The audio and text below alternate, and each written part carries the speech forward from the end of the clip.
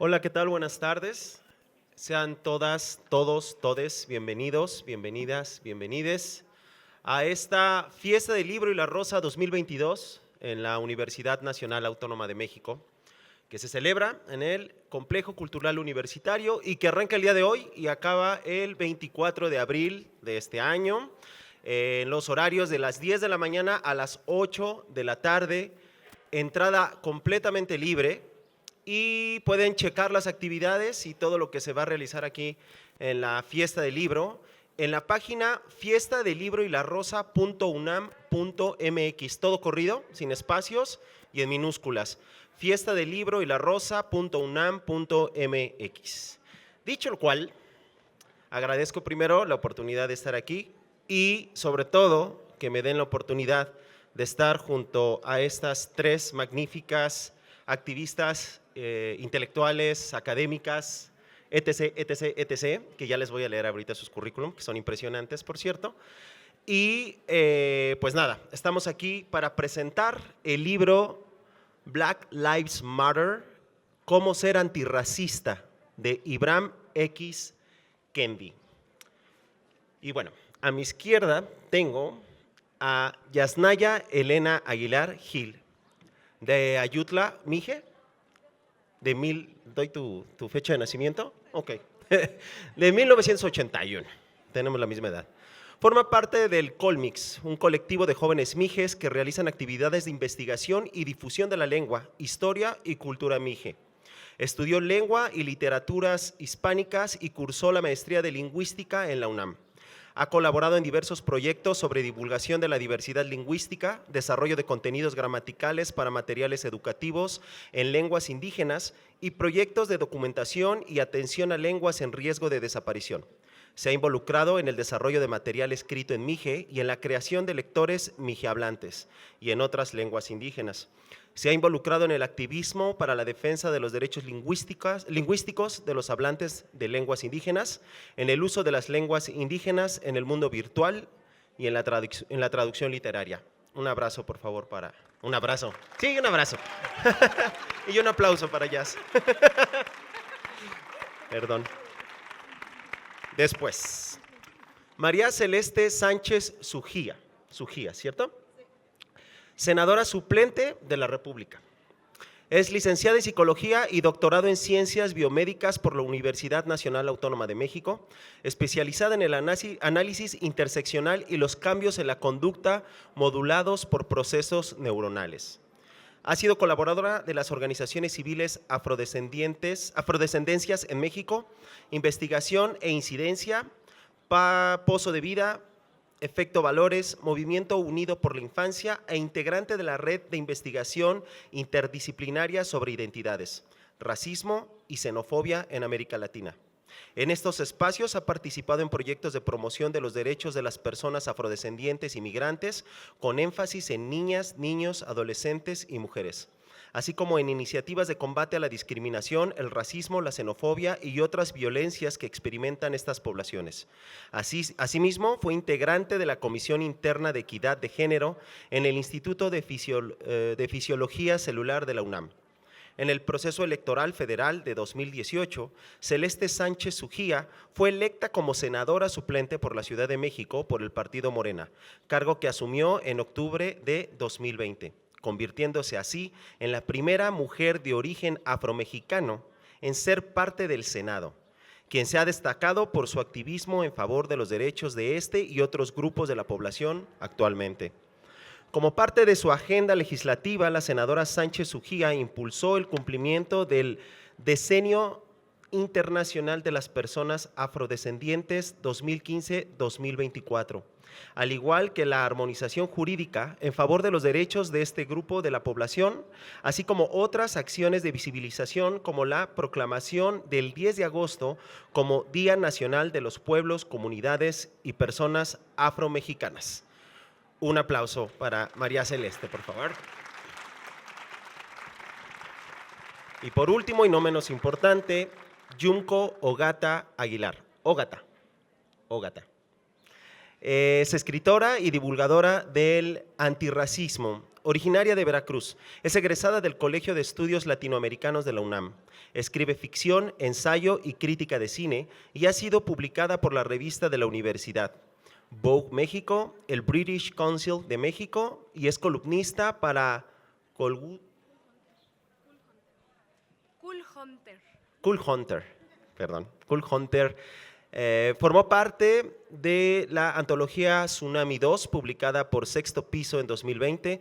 Sus temas de interés son la identidad, racialización y racismo en México y América Latina. Ha impartido talleres sobre racialización y antirracismo para Facebook, Twitter, la Secretaría de Cultura y organizaciones sin fines de lucro en México y en Estados Unidos. Un aplauso, por favor.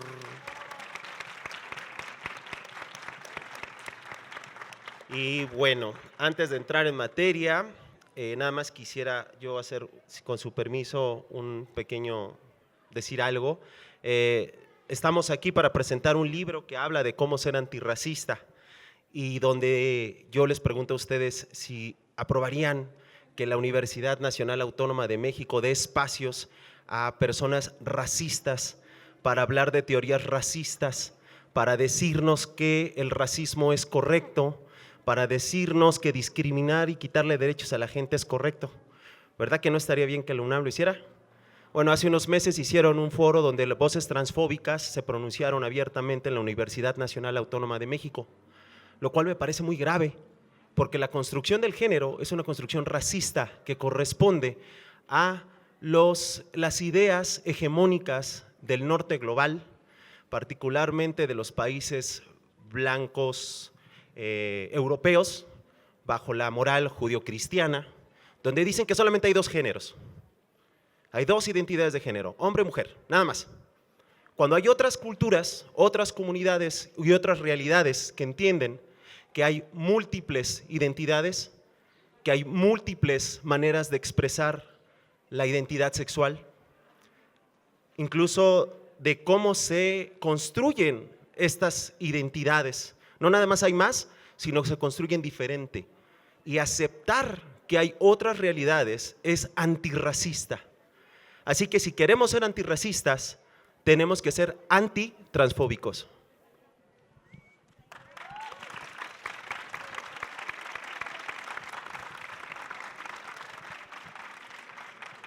Dicho lo cual, arrancamos. A ver, vamos contigo primero, María Celeste. No te hagas. Vas, date.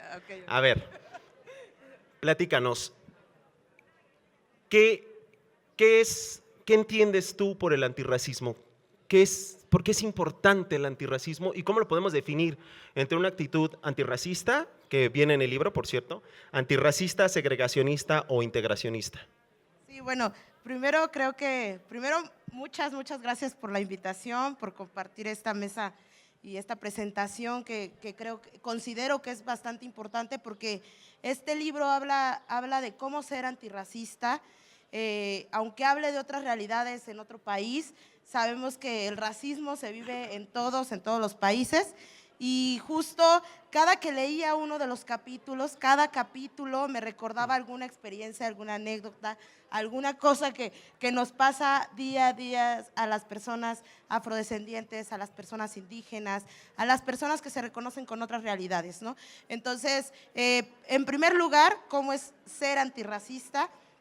Es cuestionarte día a día, ¿no? Porque justo creo que me gustó mucho el término y cómo lo mencionan, porque es estarnos moviendo de un lugar a otro siempre. O sea, no podemos decir que siempre vamos a ser antirracistas, que cada uno de nuestras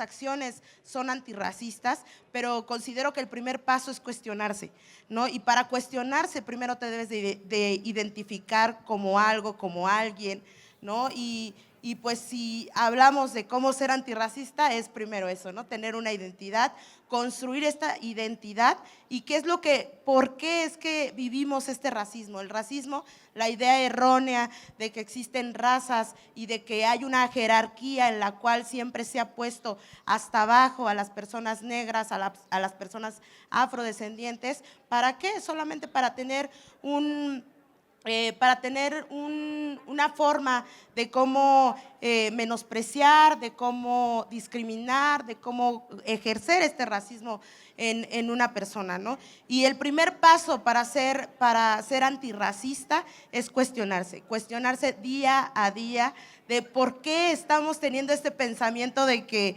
las personas negras son más fuertes, ¿no? O que las personas aguantan más, porque eso también es una idea racista. ¿Y por qué la tenemos? Porque esta idea de racismo vino en el sentido de que pues son los más fuertes, son los más salvajes y obviamente tendrían que estar bajo el mando de alguien más, ¿no? Tienen que tener una tutela y eso quizás no lo vivimos en este momento, ¿no? Pero si seguimos reproduciendo esas ideas y cuando nos cuestionamos esas ideas, porque también está dentro de nuestra comunidad, de nuestra población, es cuando comenzamos a ser antirracistas y que esto se lleve a la acción, eso es ser antirracista.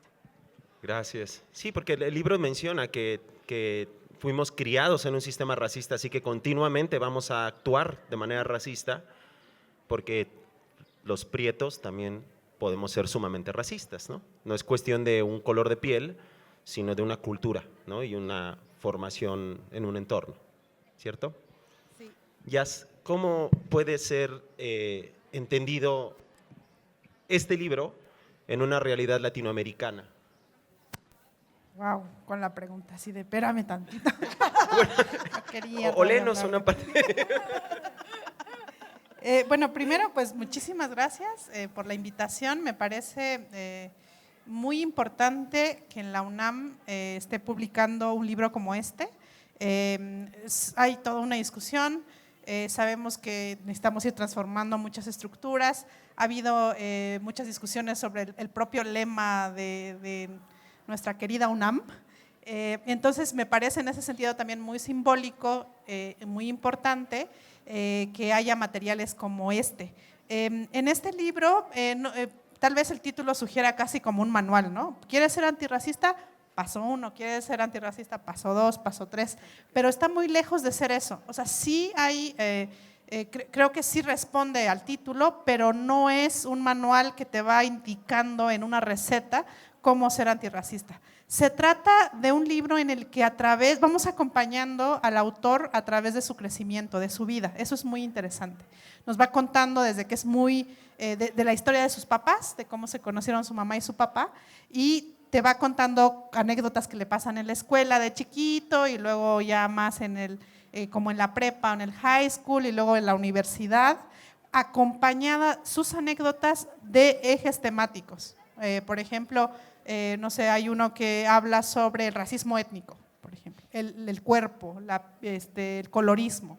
Entonces, son capítulos que sugieren títulos teóricos, pero que vamos acompañando la vida del autor. En ese sentido, también me parece muy estimulante y novedoso, porque de pronto las anécdotas que nos han pasado todo el tiempo con respecto al racismo se revelan con una gran importancia teórica. O sea, de pronto una anécdota que él vive de pequeño explica algo teórico muy complejo.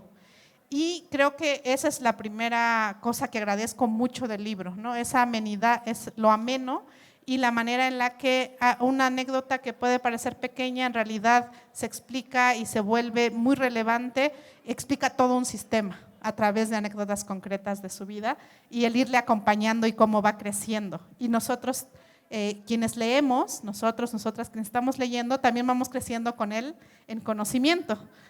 A través de las anécdotas de su vida, nosotros vamos conociendo y aprendiendo más sobre el racismo.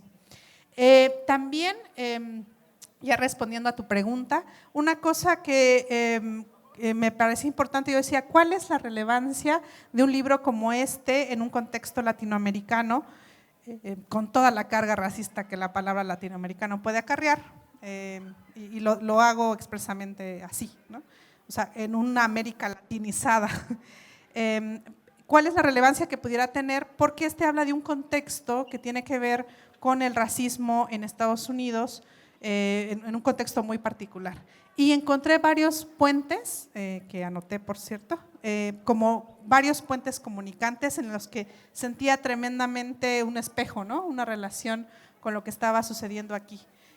Primero, ya es en sí mismo importante conocer en español sin tener que leer libros que están en inglés, y sabemos, bueno, que el acceso al inglés también en México tiene una particular carga clasista en ciertos espacios, aunque también es la lengua de muchas personas migrantes. Poder conocer en español las temáticas y las discusiones que se están teniendo allá, y establecer por contraste una cosa que me pareció muy importante fue las políticas segregacionistas y las políticas asimilacionistas, o sea, cómo son dos caras de del mismo racismo. Y entonces yo creo que podemos explicar a grandes rasgos, porque esto se da en todos lados, o sea, no es que aquí solo haya un tipo de políticas racistas y allá otro tipo, pero es predominantemente más fuerte el segregacionista allá y aquí el asimilacionista. Y el asimilacionista ha hecho que se disuelva y que sea un tema que apenas, digamos, se está volviendo visible. Y ambas, lo que cree en un caso es que él dice, ¿no?, que las categorías raciales, en el caso segregacionista, se ve que tienen ciertas características y que son inamovibles e esenciales. O sea, la población afrodescendiente es floja y tonta y eso no puede cambiar, por lo tanto hay que separarla del resto de la población civilizada blanca.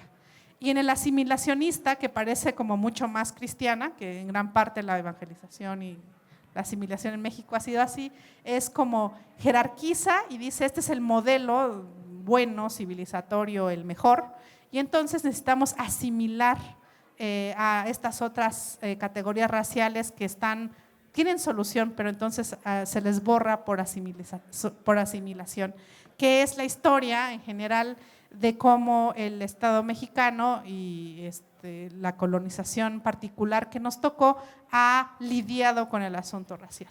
Pero ambas son muy violentas. ¿Hacia dónde nos asimilamos? Porque en esta jerarquización hay una cultura a la que todas tienden, ¿no? O sea, hay que volverse como estos. ¿Quiénes están en la cúspide? ¿Quiénes están en la cima de la pirámide? ¿Cuál es la cultura que tenemos que adoptar si nos queremos civilizar? La blanca europea, ¿no? Esa es la que establece el faro al que hay que asimilarse. Pero también lo que veía es que aquí hubo en la historia también intentos segregacionistas y que al final se reproduce como segregacionismo.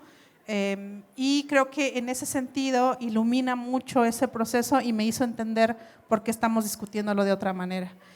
Porque también en el libro habla de cómo incluso también en Estados Unidos hubo posturas asimilacionistas. Que hayan ganado en los hechos muchas posturas segregacionistas no significa que no hubiera asimilacionistas. Igual aquí, el hecho de que el discurso asimilacionista de algún modo disfraza los intentos y las realidades segregadoras, ¿no? Yumko, y en este contexto, hablando de integracionista, segregacionista, ¿qué ha pasado históricamente con las comunidades afrodescendientes en México? Pues justo es como una mezcla como decía Jazz, del segregacionismo y el asimilacionismo, en tanto que muchísimas comunidades negras, si funciona muchas comunidades negras en México han sido segregadas, tanto que pues no tienen acceso pues al bienestar, o sea, a trabajos dignos, a salud digna, digamos, viven muchísima violencia por parte del Estado porque no se invierte en estas comunidades y se les deja como en el olvido, al garete.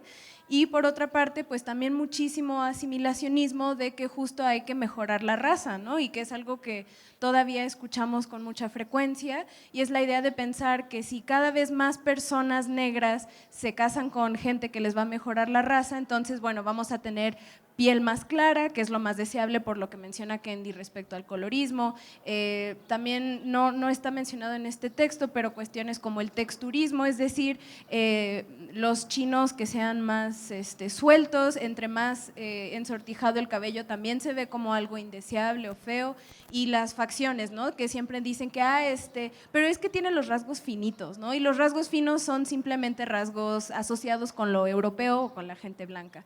Y en ese sentido, justo como mencionaban hace un momento Jazz y Celeste, el libro es muy interesante porque si bien es un contexto muy distinto en Estados Unidos, sí hay muchos puentes que podemos conectar y entender cómo no podemos pensar en blanco o negro, ¿no?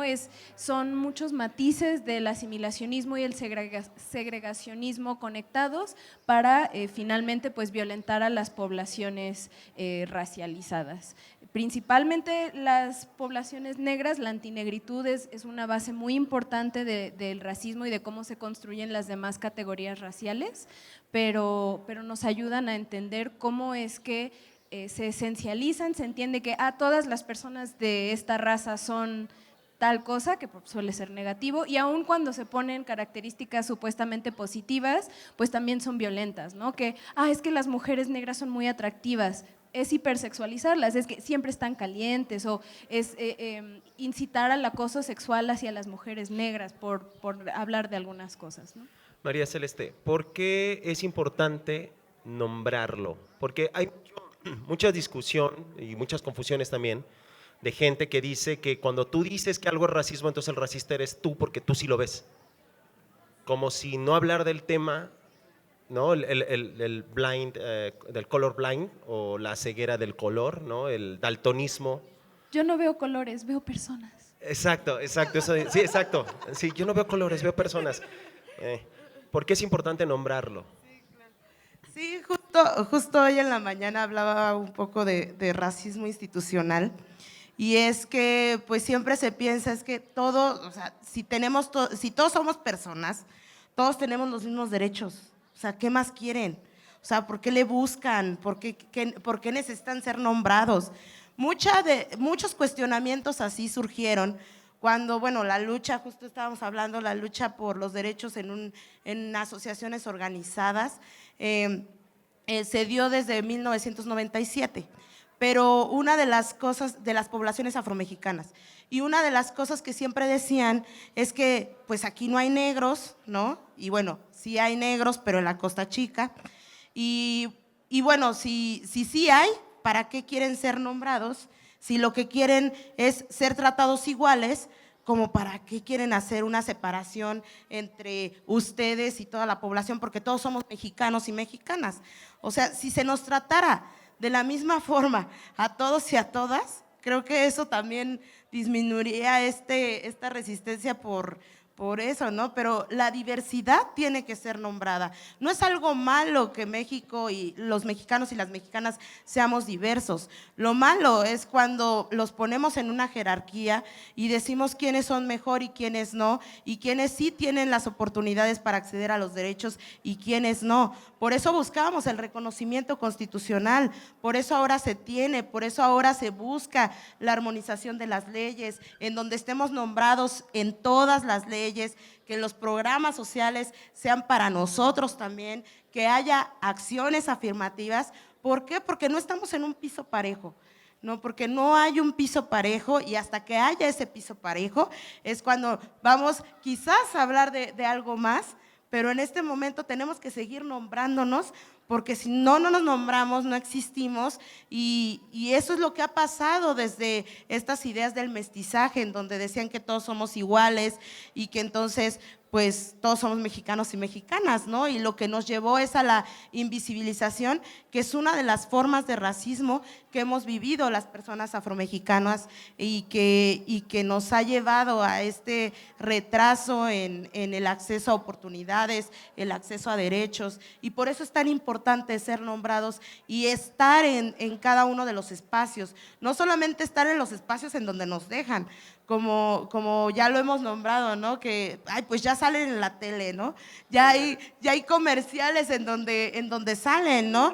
Pero siempre pero siempre nos ponen en dónde nos ponen a las personas morenas, a las personas negras, ¿no? ¿Qué espacios de la televisión, qué espacios en cada uno de los lugares ocupamos, ¿no? O sea, y si nos ven haciendo un doctorado, ¿cómo llegaste a hacer un doctorado? Eso es de una persona negra. Si eres afro, pues de verdad eres maravillosa o eres extraordinaria porque lo lograste, siendo que si se dé en una persona blanca es algo súper normal. Esa es otra de las formas en las que irrumpe el racismo y que también menciona en el libro, ¿no? Que cómo es que a nosotros se nos ve como una maravilla, algo extraordinario cuando se logran cosas y pues en otras personas no. ¿Y por qué? Porque pues nunca se nos ve haciendo todas esas cosas o estando en estos espacios, ¿no? Entonces, sí, por eso es tan importante nombrarnos. ¿Cómo se consigue ese piso parejo? ¿Cómo se cierra esa brecha de desigualdad? Porque es cierto que hay grupos que han acumulado muchísimos privilegios a lo largo de las generaciones que impacta en los nacidos en esos grupos. O sea, el que nace en un grupo de privilegio no empieza de cero, ya viene con toda una carga de privilegios, de benefactores, incluso de la condición económica y cultural de sus padres, evidentemente se va a ver reflejada en la educación de este niño, contra una persona que ha venido de un contexto de carencias y de privaciones, donde su contexto tiene desventajas que tienen que ver, por ejemplo, en salud, acceso a la educación y demás. ¿Cómo se cierran esas brechas? Creo que ahí podría tener dos respuestas, ¿no? Una que es como una postura más personal y otra como más institucional, no sé cómo decirlo. Una cosa importante del libro, que tiene una relación total con tu pregunta, dice el autor, no basta con ser no racista. O sea, después de que se eligió a Obama, como que muchas personas hablaban de un Estados Unidos posracial, como si ese hecho, el hecho de que una persona afrodescendiente fuera presidente de un estado como el Estados Unidos, había hecho que el piso ya fuera parejo, cualquiera podía ya lograrlo, ya no había una, o bueno, al menos se creía que ya no era un obstáculo para ser presidente de los Estados Unidos. Entonces, dice él, no basta con decir, no, yo no soy racista. Como existe y es un sistema y está haciendo sistemáticamente que personas que están racializadas como inferiores en esa jerarquía no tengan derecho a la salud, sus derechos humanos sean violentados, etcétera, etcétera, entonces tenemos que ser activamente antirracistas. Es decir, es una de las tesis fundamentales del libro. No basta con ser no racistas o enunciarse como no racistas. Y ser antirracistas, hacer trabajo antirracista, implica justamente crear políticas o hacer un tipo de acción que empareje ese piso, ¿no? O sea, y tiene múltiples ejemplos de cómo todos esos prejuicios que se creían sobre la población afrodescendiente que tenían que ver con su raza y asuntos biológicos, tenía que ver con acceso a mejores empleos, con mejor salud, ¿no? La hipertensión, por ejemplo, que es un caso del que habla aquí.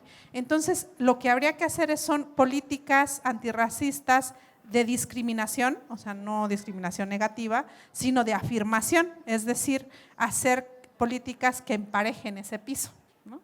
Y habría que ver, la UNAM podría ser también un espacio en el que eso podría hacerse.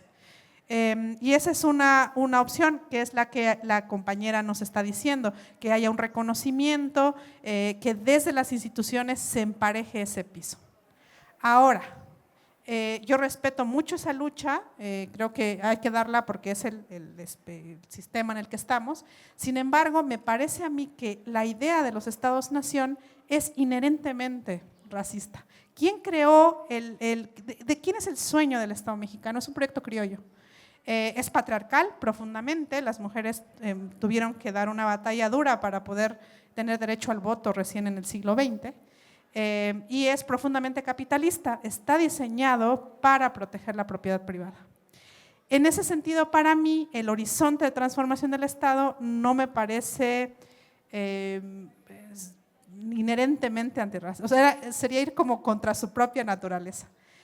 Sin embargo, creo que también en ese sentido para mí ser antirracista implica necesariamente ser antipatriarcal y anticapitalista. No creo que baste con ahora tener un presidente así como en Estados Unidos, porque entonces sigue siendo que los anhelos de ese sueño criollo es la medida del anhelo que todas las categorías raciales deberían tener. Pero también respeto mucho quienes creen que se puede hacer dentro del marco del Estado. Y también pasa lo mismo con la lucha antipatriarcal, ¿no? Basta con tener una mujer presidenta de la República en México, es el empoderamiento y la idea del poder masculino al que tenemos que aspirar, o puede haber más deseos. Por eso creo que sí, la lucha antirracista tiene que, por lo menos para mí, tiene sentido en cuanto a anticapitalista y antipatriarcal. ¿Cómo creamos esos espacios de otros deseos, otras maneras de construirse? Es una pregunta que podemos contestar entre muchas personas, creo. Junko, ¿cómo justamente de esto que está diciendo Jazz, qué es ser una mujer y racializada en un país como este, con las dinámicas racistas de este país? Porque es cierto que la racialización nos afecta a todos, incluso a la blanquitud, solo que a ellos los afecta de manera positiva, pero es real que una mujer racializada siempre va a estar en una posición de desventaja constante, ¿no? Entonces, eso, ¿qué es ser una mujer racializada en un país como este? Y después, justo lo que decía Yasnaya, ¿por qué el machismo y el racismo van juntos, van de la mano? Sí, pues tiene que ver con nuestro lugar de enunciación o nuestra posicionalidad como pues personas que nos atraviesan varias formas de opresión, ¿no? Y que no es necesariamente solo como torres y así que se van aumentando y soy la persona más oprimida o la menos oprimida, sino entender como los ángulos desde los cuales en ciertos espacios nos van a escuchar y en otros espacios no nos van a escuchar. Entonces, por ejemplo, la lucha feminista en general ha sido una lucha liderada por mujeres blancas, porque ellas eran quienes se enfrentaban a menores cantidades de opresión y que tenían pues mujeres blancas, mujeres burguesas, que tenían el tiempo y los medios para enfrentarse a, por ejemplo, las sufragistas, ¿no? Pero pues también hay que reconocer que mucho tiempo, partiendo, digamos, de las mujeres sufragistas, ellas estaban en contra de pues que se le concedieran derechos a las mujeres negras como ellas, porque lo veían como una amenaza a su supremacía blanca, ¿no? Entonces, para esto creo que es importante si quieren conocer acerca de feminismo o si su lucha antipatriarcal es desde el feminismo, que no solo lean a mujeres feministas blancas, ¿no? Porque solo ellas tienen una experiencia muy distinta del ser una mujer, ¿no? Que también es un término como bien abstracto y que está atravesada por muchísima subjetividad.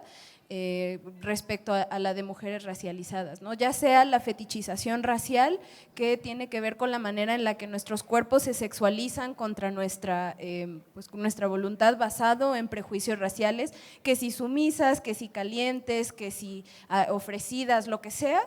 Y también pensar en las maneras en las que, por ejemplo, el acceso a la justicia está mediado por el racismo, aun cuando estamos hablando de mujeres. El feminicidio o femicidio, como quieran referirse a él en México, pues los poquísimos casos que han tenido atención mediática y que se haya aprendido al feminicida en cuestión suelen ser de mujeres blancas, ¿no? Y esto no es decir, no se debería resolver ninguno, sino que todas las mujeres deberíamos de tener, pues poder evitar estas violencias y que si ocurren, que haya justicia, ¿no? Ahorita está como el caso de Devani, la chica de Monterrey, y que bueno, ya se encontró su cuerpo desafortunadamente sin vida. También hay muchísimas cuestiones pues evidentes de corrupción en torno al caso, pero han ocurrido una cantidad muy grande de feminicidios de mujeres negras en México y el más reciente tiene 2 o 3 semanas, sí, de Frida, en la Costa Chica, y que ella no ha recibido esa atención, ¿no? Que solo la noticia sobre su feminicidio ha circulado sobre todo entre espacios de personas negras mexicanas, y pensar esto, y que incluso hay desde la teoría, se habla del afrofeminicidio. La socióloga Esther Pineda nos habla sobre las distinciones particulares que hay entre el feminicidio y el afrofeminicidio, que sí existen otras dimensiones raciales que atraviesan estas violencias, y además pensar en México no se cuentan los feminicidios como de acuerdo con estas categorías raciales, que ahí es toda otra discusión de por qué puede resultar complicado y demás, pero cuántas mujeres son blancas y cuántas no lo son, y cuáles casos reciben atención mediática y se exige justicia y se hacen marchas y demás, y cuáles pasan como una noticia más, ¿no? E incluso en el tema de Devani, se encontraron cuerpos de otras mujeres y adolescentes y niñas incluso cuando se le estaba buscando a ella. ¿Y por qué a estas otras jóvenes no estamos también exigiendo que pues haya justicia para sus casos, ¿no? Entonces, el ser una mujer y ser una mujer racializada en México está atravesada por estas cuestiones de, pues es que tal vez en espacios feministas me van a agredir de manera racista las mujeres blancas que tienen el poder en estos espacios, y en espacios antirracistas es muy posible que me enfrente a violencia machista, ¿no? Y que diga que las mujeres no deben de estar al frente. Entonces, para esto, por ejemplo, el trabajo de Bell Hooks, una académica estadounidense que acaba de morir el año pasado, es muy importante porque ella escribió desde, me parece que es la década de los 80, que es ¿Acaso no soy yo una mujer? Mujeres negras y feminismo, y que está hablando de cosas que nos ocurren ahora, aquí también en México, ¿no? De cómo está esta condescendencia por parte de muchas mujeres blancas, que no de todas, es decir, también regresar a estar en contra de las esencializaciones solo porque una persona es blanca o porque es un hombre o porque es una persona cisgénero o porque es heterosexual, no significa que inherentemente son el enemigo, ¿no? Sino entender que estas personas deben de reconocer el papel que tienen, que tienen privilegios, que digamos, si no están apoyando estas causas, luchando en contra de la opresión, entonces son cómplices, ¿no? Y ya está.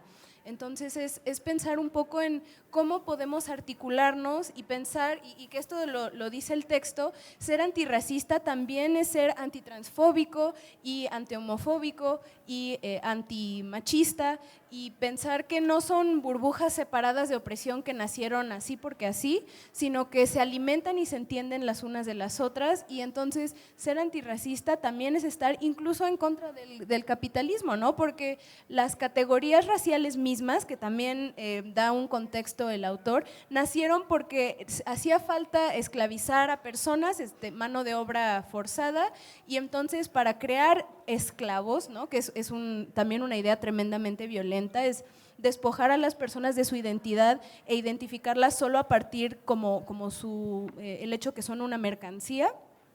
Y entonces, ¿quiénes van a ser estos esclavos? Pues las personas de este color, de este origen, que hablen estas lenguas, que tengan este tipo de cuerpos, y hasta la fecha continúa esa esclavitud con bases raciales, ¿no? Aunque no se nombre de manera explícita, y porque tenemos oficialmente abolida la esclavitud, no significa que no persista aún. Muchas gracias. Pasamos a preguntas del público. No sé, por ahí alguien que tenga alguna pregunta para que después por allá. Oh, bueno, no sé. ¿Sí? Y por allá alguien más también había levantado la mano.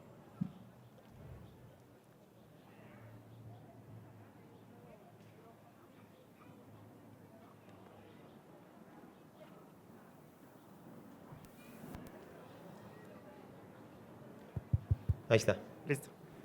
Buenas tardes, un honor la verdad escuchar sus experiencias de estas luchas que intersectan a las distintas causas de las juventudes.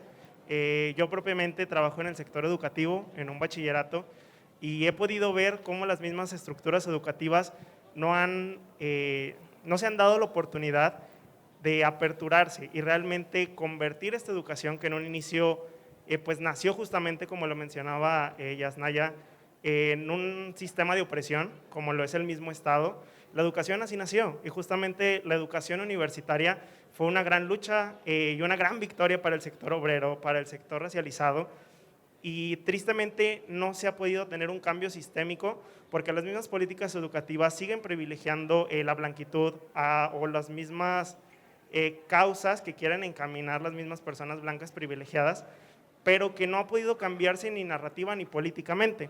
Justamente ahorita que mencionaban que las universidades deben darse estos espacios para conversar, para dialogar, también deben de darse la oportunidad de cambiar estas mismas políticas que se han implementado, y lo podemos ver justamente en las universidades, donde se sigue defendiendo a los profesores que desde su privilegio acusan a las mismas luchas de los estudiantes, donde se sigue promoviendo el diálogo del pobre es pobre porque quiere, échale ganas, y no sé desde su perspectiva cuál creen que deba ser este cambio político institucional que se deba tener para realmente pues sí, encauzar todos estos movimientos dentro de los espacios educativos. Rápido, nada más yo quiero aclarar una cosa acerca de la blanquitud. No todos los privilegiados son blancos, ni todos los blancos son privilegiados. Pero es cierto que quienes tienen tonos de piel más claro tenderán a tener mejores condiciones, de la misma manera que los hombres que nos identificamos como heterosexuales vamos a tener ciertos privilegios. Para que no haya la confusión de que es contra los blancos o que todos los blancos tienen privilegios, no. Pero es cierto que hay condiciones, porque hay el white passing, entonces que les permiten poder tener mejores condiciones, seguramente les negarán menos trabajos, les negarán menos ascensos y les negarán menos espacios conforme su piel tenga menos melanina. Nada más quería aclarar eso y ya. Yo sí creo que todos los blancos tienen un cierto privilegio, o sea, es real, ¿no? Y no nos asustemos con que tengamos o no tengamos privilegios, lo que decía también el libro, ¿no? Ser racista es una característica, no tendrías que estarte ofendiendo, ¿no? Y creo que eso también desde ahí comenzamos, ¿no? Decir, pues tengo tal privilegio, o sea, justo yo no puedo hablar por todas las mujeres afromexicanas, ¿no? Porque yo no nací en la costa, no tuve el acceso a entrar a una universidad, a un doctorado, o sea, desde ahí me enuncio, pero no puedo hablar por todas y no puedo decir que yo soy la menos privilegiada, porque seguramente habrá mucho menos privilegiadas que yo, ¿no? Y ese es el punto, aceptar desde dónde estamos hablando y pues aceptar también nuestras realidades y aceptar que en todos los espacios va a haber gente con más privilegio, con menos privilegio,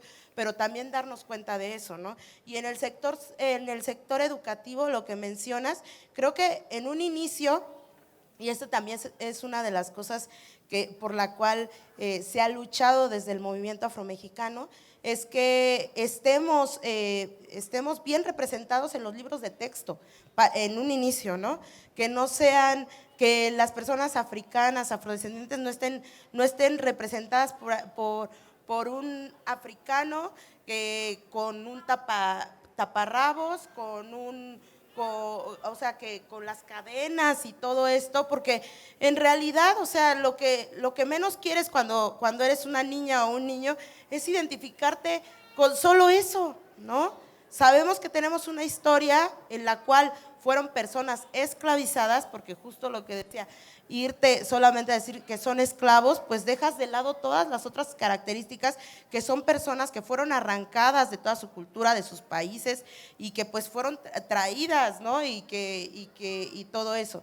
Entonces, ser bien representadas en los libros de texto, que los libros de texto no sigan generando estos estereotipos y hablando de que la raza negra es más fuerte, porque lo hay, ¿no? No solamente los libros de texto, sino los libros de español y de otros más. Y en las universidades también, ¿no?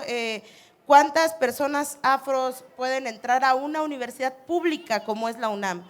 ¿No? ¿Por qué? Porque se los cuento como anécdota, ¿no? Tengo varios primos que viven en la Costa Chica, que vienen acá con el sueño de entrar a la UNAM, no entran, tienen un nivel bajo en la puntuación y no podemos pensar que es por un nivel de inteligencia menor, sino que las universidades y la escuela en donde bueno, las preparatorias que están allá, pues no tienen la misma formación que tienen aquí y cómo les pueden preguntar lo mismo y cómo pueden exigir lo mismo, ¿no? No se trata de inteligencia o de que uno le echó más ganas que el otro, sino que también se debe de pensar en el contexto de dónde vienen, quiénes son, y por eso es que se necesitan también acciones afirmativas, porque si hablamos de universidades públicas solamente y que todos pueden entrar, pues pareciera que estamos aquí o que están aquí los más inteligentes y pues no podemos pensar en eso si queremos que de verdad la universidad sea pública, ¿no? Entonces, pues sería eso. Muchas gracias. Por cuestiones de tiempo, me dicen que ya tenemos que cerrar, lo cual me parece lamentable porque es un temazo.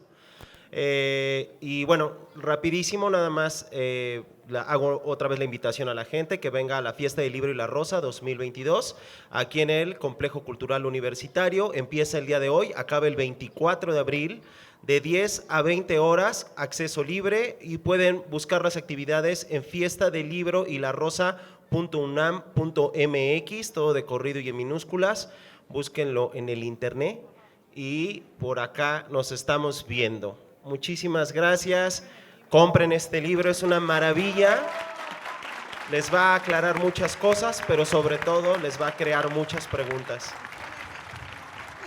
Cuestiónense, exacto. Muchísimas gracias.